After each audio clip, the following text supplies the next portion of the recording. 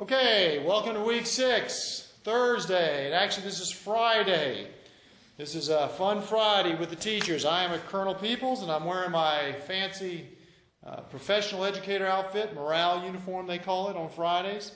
And Cadet Kramer, why don't you start off with the class.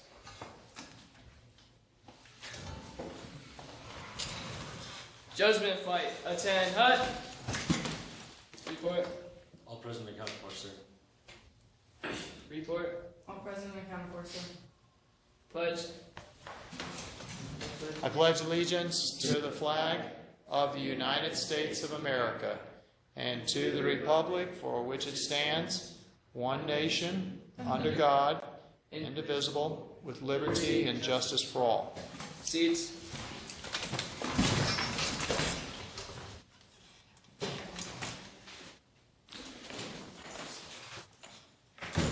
Okay, guys, welcome. For those of you online, this is actually Friday, the 14th of September. We have had at Prescott High School a tough 2 weeks. We've actually had 2 suicides.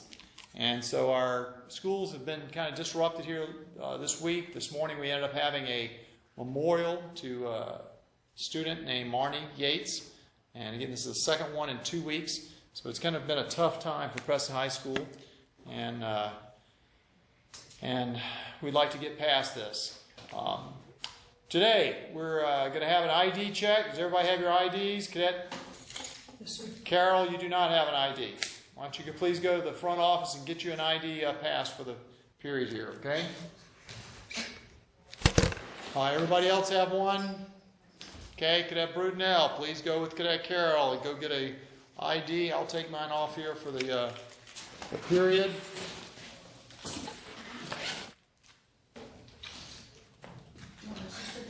Just go. You can go. I'll vouch for you. All right, everybody else needs to please open up your books to page 247. We're going to finish with chapter 2 of our AS1 chapter 6. And this is all heading towards a test, which we're going to have a week from Monday.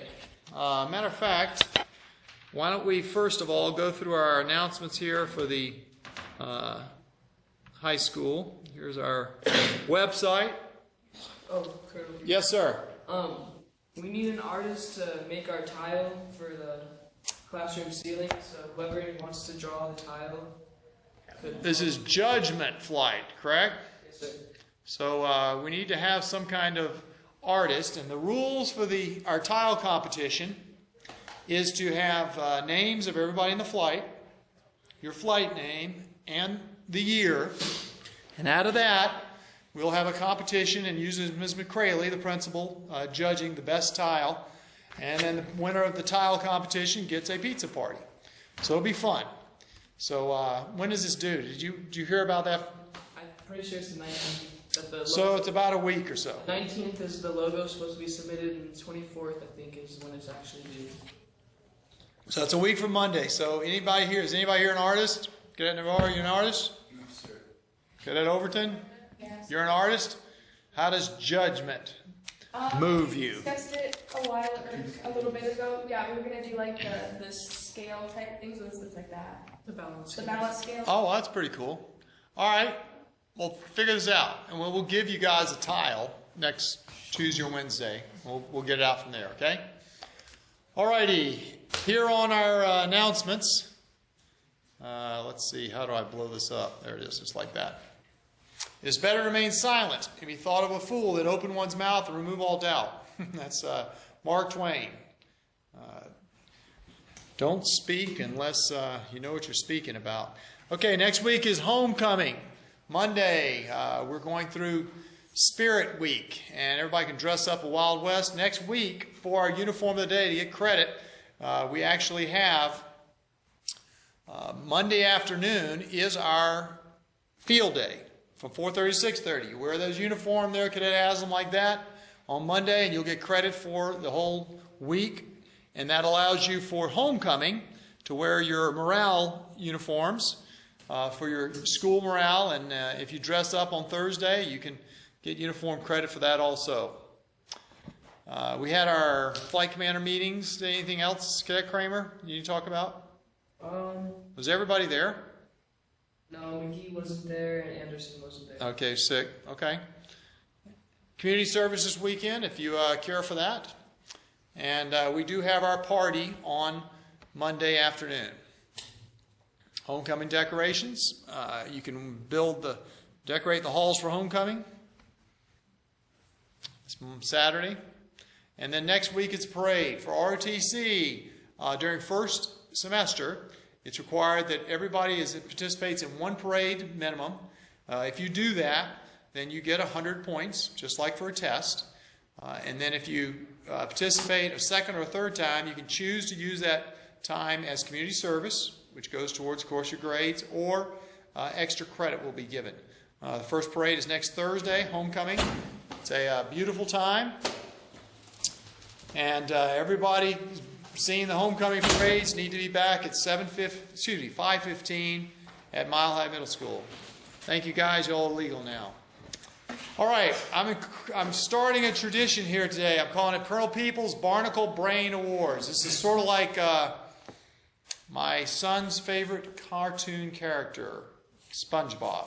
Okay, SpongeBob, meaning I'm calling it, instead of a mess up award, or my generation call it a bonehead award, we call it Barnacle Brain. So it's incidences that my cadets and myself do around here that you don't want to repeat, okay? Such as I ran into somebody in the alleyway about 2 weeks ago when I was trying to get out of here at 5 o'clock, and who in the world would think somebody else was busting down the alleyway at 5 o'clock? So I screwed up. I had another cadet who was busted with his cell phones chit-chatting and talking in the CMA, the cadet management area.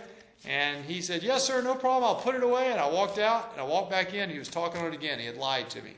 And that made me so happy. I was so happy about that. Let's see. Other cadets were giving back rubs to each other. That's pretty fabulous. And I asked the two experienced cadets, "How come you give me back rubs?" She goes, "Oh, well, my back hurts, sir." And I go, "Okay, well, that's not a fabulous thing." So that was inappropriate, public display of affection, and we don't touch in our world at all except for knuckle bumps or high fives. And so I could not believe that my leaders were doing that. And of course, eating. We talked about that extensively. Whenever you get caught for something, just admit it. How many of you guys here have Twitter accounts or even know what Twitter is? Okay, you've heard of it? Okay, it is a social media, right? We actually have a Twitter account right here, if that would open up. There we go. And so, about once a week, we're going to open up our Twitter account, and I'm going to show you what I'm tweeting about you guys. Such as, about 2 or 3 times a week, I'll give kudos to people who are actually doing the honor guard detail, helping out.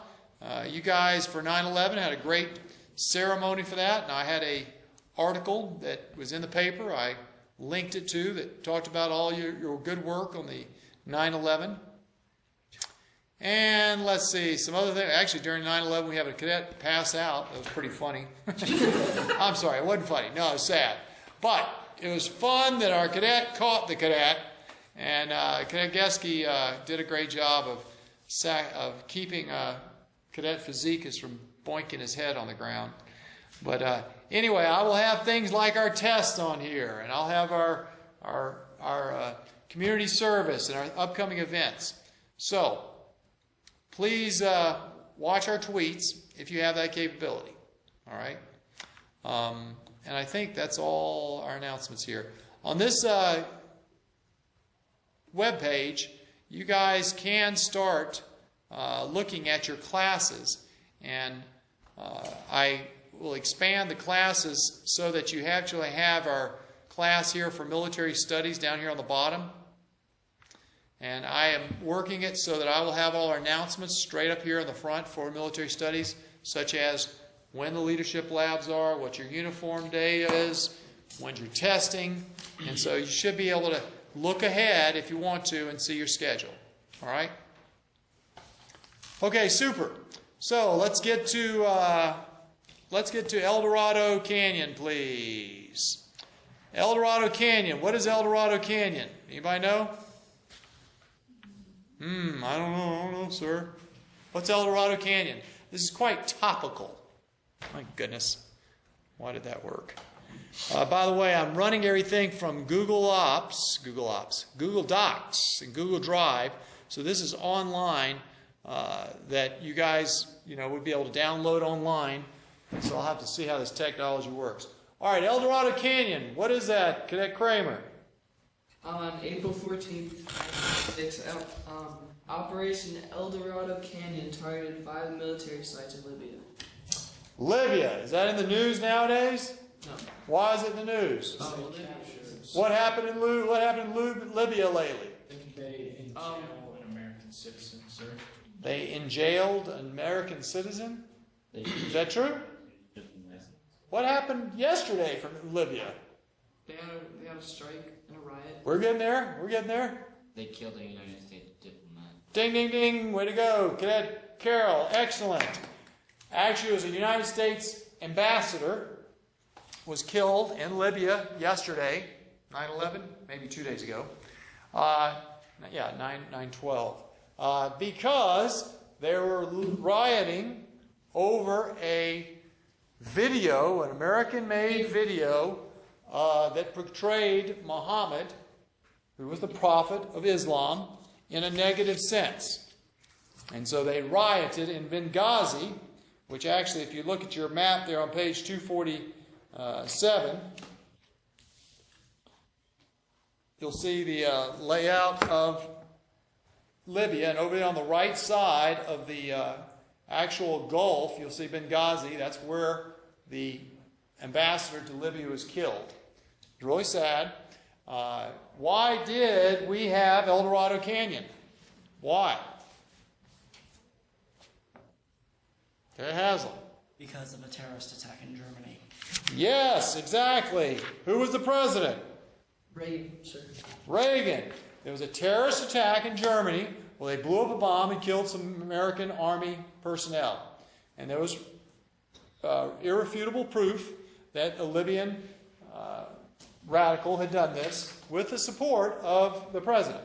And so Ronald Reagan absolutely sent F-111s and stealth aircraft. Actually, that's wrong. Oh, they did it a different way. Okay. Yeah, here, why don't we show this? F-111s, and there we go. F-111 aardvarks right here. That is the F-111. They took off from England, flew around Spain and into Libya, and I think it was 24 of them in a row, bombed Libya where the terrorist camps were. Actually took out the presidential palace, and certainly put a hurting 5 military sites in Libya to counteract their anti-U.S. terrorism. The picture on page 248 that actually has the stealth aircraft was another military operation called Operation Just Cause, which was a Panama response to, again, another military leader, Manuel Noriega, who was proposing some terrorism acts against America also. Yes, sir. Sir, wasn't the video that displayed Muhammad as a negative thing, wasn't that a South Park episode? I heard. No, that's an internet hoax. It was written. I understand. It was produced by an Israeli who turned into an American citizen. So it was an American citizen, and it was specifically designed to advertise some of the rumors about Muhammad when he was growing up 2,000 years ago. 1,300 years ago. And so who knows? I mean, it was a parody. It may have been like South Park, but it had nothing to do with it. No. You know what I'm talking about, sir, that episode? I know. I don't care for that. I'm not into those type of cartoons, but I do know what you're talking about. Yes. But it was terrible that just that ended up working out. All right, so between the developments of the Cold War, I want to make sure that everybody realizes that we made plenty of that the Soviet Union and the American spent billions of dollars in defense during the Cold War. We had huge stockpiles of nuclear power and nuclear weapons. These are some of the planes that were actually developed during the Cold War. In particular, I like to talk about the SR-71. And you know what? We actually have one of those famous SR-71 pilots, Pat Bledsoe, living in the Prescott area. I'm going to try to get him here to talk to you guys. But anyway, SR-71, believe it or not, was one of the first stealth aircraft. Okay, first stealth aircraft. And they actually have expanded on that because, as you know, stealth aircraft is part of the new generation of aircraft. All right, let's please go to Lesson 3. Why don't we open up our books to page 254. Okay?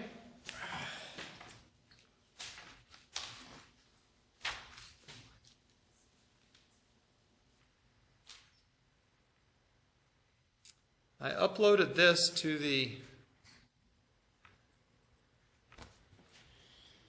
Google Docs, and look at the colors here. Isn't that crazy? Isn't that crazy? Okay, we're going to talk specifically about global interventions after 1990. So that is, what, 30 years ago? No, 22 years ago. All right. 1990, I was in the Air Force, so I remember all these events. In particular, we're going to talk about some of the different Gulf Wars we've been through, Iraqi freedom, significance of the stealth aircraft, and how all this has changed and led into the current warfare that we're actually using today. 1988, the B-2 stealth bomber was introduced secretly. People did not know it existed. And the miracle of stealth, and actually we have a little bit of time here. What is the miracle of stealth? How does stealth work, guys? Yes, sir. It causes the radar beams from the radar positions to bounce off the plane and relay the wrong positions to the control. That way it'll be like nothing's even there. Exactly right. Okay, so we're over here. We have a plane. Like, for instance, I flew the F-4, and then I flew the F-15E from Lakenheath. F-15E is not stealthy. F-15E was probably the last non-stealthy fighter ever built. And so a radar would send out energy. The energy bounces off the plane and comes back, and you time it, and that is the distance and the radar return of that aircraft. If you could somehow design the planes with facets, meaning triangles is what they did originally, and the energy would hit the plane but bounce down or bounce up, then guess what? No energy would bounce back to the radar, and it would, even though it physically be there, you could not see it electronically. And actually, where were we before? That was a really good picture right there. Let's look at that. Okay. This is the F-117. Let me see if I can zoom in there a little bit. Come on, baby. There we go. Can we see that picture of the F-117, it's faceted. There's nothing smooth on that. Okay. The F-117 was truly the first generation of stealth aircraft. And I talk about this pretty extensively in my Science of Flight class. But briefly, the way that stealth technology was invented was we were flying planes around all the time, and you were seeing them on the radar, but we truly did not know how to measure it. And there was a very smart Russian scientist who wrote about the way to measure radar cross-section from a radar beam. And he had a Russian-developed, Russian-produced scientific paper that no one noticed, except one engineer in California who had to interpret Russian and then realized that you could actually measure in square units, and basically people do them in square meters or square centimeters. So let's do it square meters. Meter square is the radar cross-section, how large an object is to be bounced back. And so this scientist in California determined that, good gracious, if we can measure the radar cross-section of a plane or an object, then we should be able to alter that object and decrease the radar cross-section. If you decrease the radar cross-section, nobody's going to see it. The radar's not going to see it. And looking at this plane, you can see what I was just talking about. Every kind of radar beam that would hit this 117 would bounce up or down or not back at you. They designed this. They went and built the 117 in extreme secrecy out in the box in Area 51, where all the aliens are. Where all the aliens are. And so they're out there and built it. And this is a true story. I have the book back in our library. They actually went and did a test with this plane. And they put a radar and they drove the plane across the test environment. And it picked it up, no problem. It was completely identifiable. It was nothing like was predicted. And they landed the plane, and they looked at the entire plane, particularly up here in the front of the plane. You can't see it from the picture, but there's something called a pitot tube. The pitot tube is the pointy little shiny. Pitot tube is the pointy shiny tube out of the front of an aircraft that is the speedometer. That's the speedometer. Looks just like this, pitot tube, and it's shiny and it's smooth. But guess what? It was not faceted. And it reflected the radar cross-section, the radar energy. And so what they did was they literally took the pitot tube and started cutting it faceted so that it was not smooth. And they went and did the same test with the same plane. And the unclassified version is the radar cross-section went from about 10 meters squared, 10 square meters, to the size of a bumblebee. Okay? A bumblebee. Not a bird. We're talking a bumblebee, like a centimeter square, half an inch square. And that was all because of the final little bit of stealth technology that they needed to employ. So this was the first level of stealth. Second level of stealth was SR-71, right there. Oh, by the way, why did they do faceted with the first generation of stealth in 1978? Why? Did we have computers in 1978? No. We didn't have... nothing like what we're talking about. They were bigger than this room, right? And so the ability to do all the technology and the algorithms and the mathematical computations, in 1978, they literally did it on a handheld calculator, or by paper. And so the faceteds were only two-dimensional. Something like this, the SR-71, okay, this technology was such that they could actually, come on down, what am I trying to do here? There we go. You could actually do this technology and have smoother surfaces. So these surfaces were smoother and stealthy, and they were the next generation to the F-117. And now we're down here to the F-22, okay, right there, and everything's very smooth. The radar cross-section of the F-22 is very, very, very small. I worked on the F-22 when I was in the Pentagon. I never flew it. I flew all the simulators. But its radar cross-section was so small that you could not see it. Yes, sir? I read online that the actual radar cross-section of an F-22 is about 1/10,000th of a square meter. That's a great guess. And I'm not sure what it is. And if I knew, I couldn't tell you, because I'm sure that's quite classified still at the time. 1/10,000th of 1 square meter? Yeah, 1/10,000. I don't know if that's in the ballpark or not. I'm not really sure. But you can see that the technology looks like a fighter, but guess what? None of that stuff reflects back to it. There is no pitot tubes on there. The pitot tubes, the ability to sense direction, all is done a whole different way nowadays. Okay, so that is a difference in stealth technology and why we have it now. How can you defeat stealth technology? Good old-fashioned eyesight, sir. You could good old-fashioned eyesight, but then they color it the color of the sky, and you don't get to see it. That's great. Yes, sir. One weakness of stealth technology is low-frequency radar.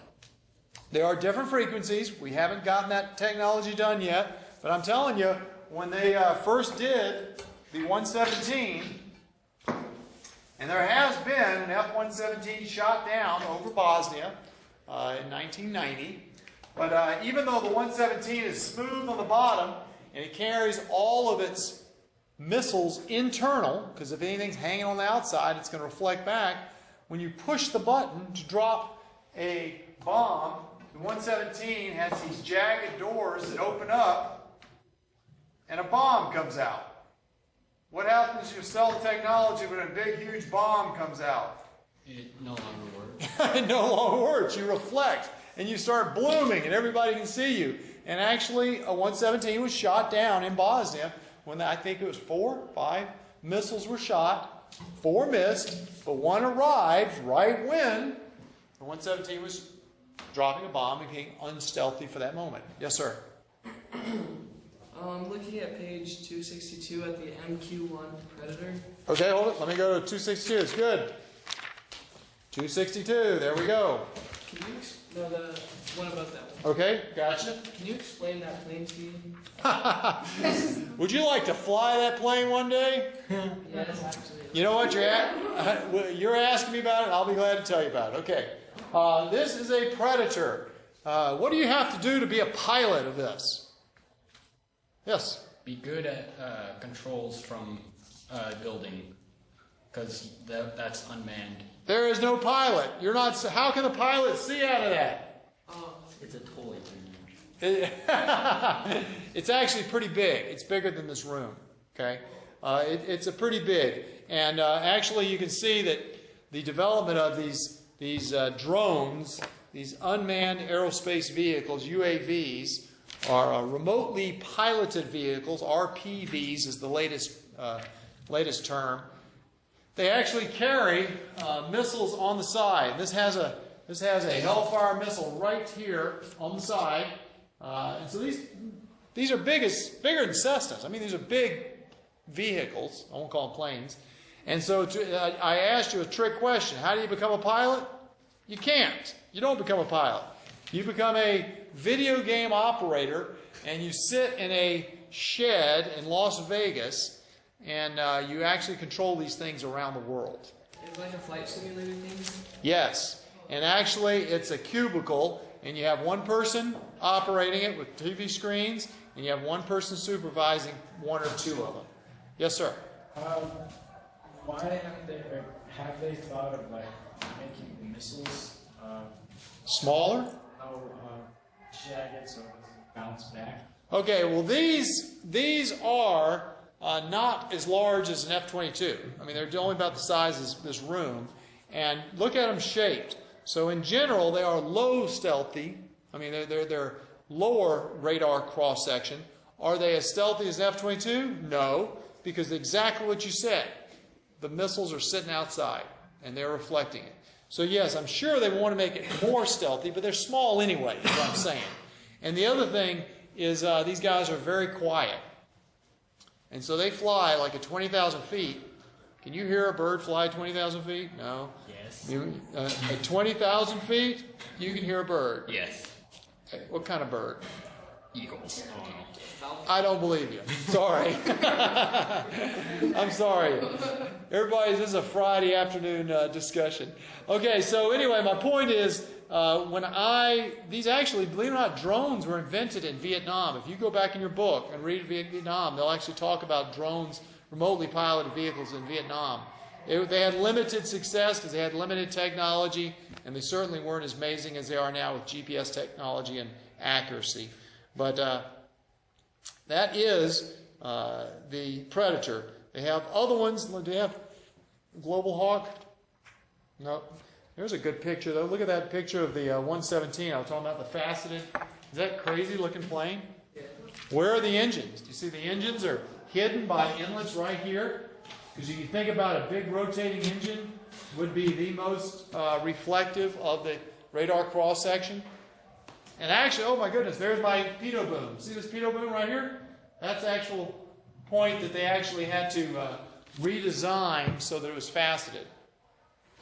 So stealth technology is a great example of how one guy figured out one mathematical challenge, and he had no idea that he was going to change the world in flying. Yes, sir? I have one more question about a plane. On 250, the X5. 250. Let's go to 250. Is that one also remote control? It looks similar, but No. 250. That looks bad. It says it flew at first in 1951. It was an experimental function for a wing design. See how the wings were kind of unusual with the engine below it? X means experimental, means not many were flown. So it was only probably one or two of those guys built. And basically they tried to, this one was specifically designed with a 60-degree wing sweep to see if you could fly faster with the wings back. So no, it was not a drone. where did they see it? Where did they see? You were sitting up there on the top, probably had a bubble on the top. If we're talking about history, now that we're completely off subject, you all are doing a great job keeping me off subject here today. This is something that I saw. It's called the Air Force Magazine, which I do believe in. I'm a member of the Air Force Association. This is a great magazine that gives a lot of history. And this is something that I wanted to show you guys. It was a actual article in the paper called Project Tiptoe. Anybody see something different about that picture? What's weird about that picture? Are those planes flying pretty close to that one? Yeah. Is that unusual? Yeah. How close are they flying? They're touching. I'll read what it says. In 1950, which is right near the X5, the Strategic Air Command had a problem. These jets, their engines, they ate so much fuel and the jets were so small that they did not have very long way to fly. They couldn't fly very long. They didn't have much wing tanks. And so they didn't have enough range to escort these big bombers. And this is a B-29. So what do? The fighters couldn't go as far as the bombers. So they launched an odd range extension effort called Project MX-1016. It was codenamed Tiptoe, meaning a fighter in flight would take off and lock onto the wingtip. So those fighters would come on and attach to the wingtip of the bomber, and then the fighter would turn off its engine, and it'd be towed by the bomber until they needed the fighters, and then they dropped the fighters off. They had a dedicated B-29 mothership, and two F-84 fighters would be fitting together and coupled. The first flight took place on July 1950. The coupling worked out well. Initially, the pilots kept manual control when attached. However, 3 years later, a left-hand F-84 locked on and messed up. The F-84 rolled on the wing, and both aircraft crashed into Long Island, killing everybody. After that time, it was determined to be a thing of the past. But I thought that was pretty cool. I'd never seen that before. And this down here on the bottom is actually a picture of it being practiced to be right here, locked onto the wing at the end. So you're flying in the air, you lock onto a bomber and to be towed. That's kind of crazy. I'd never thought about that. Alrighty, you guys are doing a great job keeping me off subject today. Good job. Okay, this is a nice Friday one. Okay, the B-2. How many B-2s were built? How expensive are these guys? Extreme. Extremely. more or less than your average stadium, football stadium. Yes, sir. Only about 21 were built, and each cost almost $2 billion. Ding, ding, ding, ding. That's exactly right. About 2.2 billion. And they're only about, I think, 21 or 22, because one was done for training, and they've actually pulled that one back. They've had actually one of these crash, maybe two crash. Can you imagine having to eject from a plane knowing you're throwing away 2 billion problems? So yeah, that's kind of a bummer. These are still existing. Where are they stationed? Does anybody know where these guys are stationed? Yes, sir. Whiteman Air Force Base in Missouri. Missouri. So what if you want to bomb something over in Afghanistan? How do you get there from Missouri? Fly. You fly. But where do you stop along the way? Don't. You don't. Yes, that's the thing. Oh, it'd be so cool. Wouldn't it be so cool to fly these B-2s? Yes, and I know it'd be very fun, but these guys make their living out of 36-hour missions. 36 hours it takes to fly from Missouri to Afghanistan, drop bombs, and turn around and fly back. And oh, by the way, How do they move gas? how do they get gas? Well, they do air refueling. Oh yeah. Oh, yeah, oh, yeah, oh, yeah. They do air refueling and have a great time. But when you fly one mission, you probably have to practice a little bit. So how do you practice a 36-hour mission? You just fly for 36 hours. No. You sit inside of a box, a simulator for 36 hours with your new best friend, and you practice flying to Afghanistan for 36 hours. You turn around and come back and land. Sounds like fun. That sounds like a really cool. So you know what? You see all these Hollywood movies, you go, oh, I want to be a fighter pilot. I want to do all this stuff. It's kind of tough. It's kind of tough, guys. It is not the easiest thing in the world. Okay.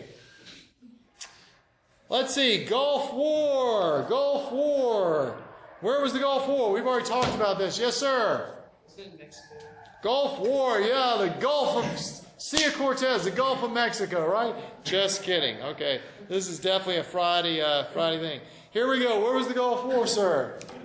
Middle East. Yes, the Persian Gulf, not the Gulf of Mexico. Okay, we have talked about this rather extensively. I did not fly in the Gulf War. I flew right thereafter. I had lots of friends did, and lots of friends, not lots of friends. I had 4 friends die there. These are the lessons learned from the Gulf War. That we must protect Saudi Arabia. We went over that the other day. You must free Kuwait. And President Bush did an incredible job putting together Arab allies in order to kick out an Arab neighbor. And a lesson learned was getting air superiority from very initial point. This is one of the highlights of the Air Force, and we bombed them prior to the Army going in and wrapping everything up. And our technology, our laser-guided bombs, everything we just talked about, our stealth technology, the F-15E, my plane that I flew and all my squadron mates went over there, and they could call it tank plinking. They had laser-guided bombs and infrared technology that could look at tanks, even though they were hidden underneath the sands in bunkers, but you could see the amount of energy that a metal tank was absorbed. And so at night, everything is nice and cold out on the desert except metal tanks. And so at night, they take their laser-guided bombs, a dozen of them, and go plink, plink, plink, plink, and kill a dozen tanks. Just that easy. Really sad for the people in them, of course. But that was where our technology gave us a huge advantage. 9/11. We went through this the other day. You need to know that Operation Enduring Freedom was a result of 9/11. Let's see, where is that? That's a page 261. 261. We went into OEF right after 9/11 to wipe out people in Afghanistan. We have Air Force ROTC, junior ROTC graduates from Prescott High School who are over in Afghanistan right now. Right now. You have people sitting in the desks you guys used to sit in. who are there right now fighting in the Army and Marines, I believe. I don't think we have an Air Force person over there right now. But they are still over there, and of course they just got out of Iraq, and they'll be heading back. Precision-guided bombs and Operation Enduring Freedoms have proven their weight. Our precision-guided bombs are even more accurate than they were in Gulf War. They can be dropped within feet, and you can actually see there on the display. Here's your Predator, the MQ-1 that you were talking about, Cadet Kramer. Some of the laser-guided bomb here on the top. This is the very front part of the bomb is where it actually receives the laser information and can pick it within probably, 9 feet now? 9 feet from miles and miles away. Okay, Operation Noble Evil. You need to know what Operation Noble Evil is. That's there on the bottom of page 262. Of course, I hate this. They have a picture of a mean old piece of junk F-16. But that's okay. What was Operation Noble Evil in response to, guys? ONE. Yes, sir. 9/11. Exactly. We just went over 9/11, and ONE was a response. This 9/11 was why I had to stay in the Air Force another 18 months. I wanted to retire at my 20-year point, but I was not allowed to because of 9/11. So I ended up staying in another 16 months. And I never flew in ONE, but I was flying fighters at the time, and I helped to set up the defense of America as a result of ONE. I worked for 12 hours on and off, I think for like 63 straight days after 63, 93. Oh, it was over 3 months. We just, 12 hours on, 12 hours off, straight after 9/11 for many months. And anyway, I helped to set up Operation Noble Evil in the different cities. And you can see on the bottom of page 262, they flew over 27,000 sorties, F-15s, F-16s mainly. And so it worked out real well. And now we're finally into Iraqi freedom. Is Iraqi freedom still going on? No, sir. We are out of Iraqi freedom. The object of Iraqi freedom was removed, Saddam Hussein, from power. And it's interesting, this slide talks about we're supposed to rid the country of the weapons of mass destruction. Did Iraq have weapons of mass destruction? No, it was bad intelligence, a big lie.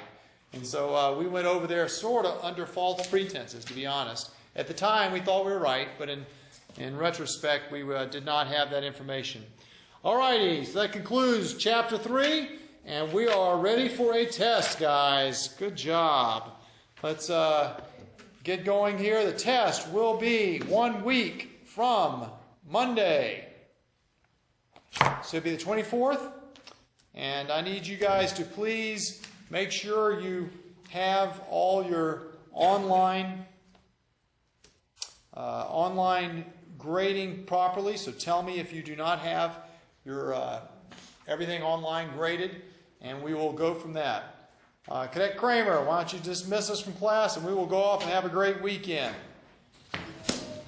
Yay! Let's go have a great weekend.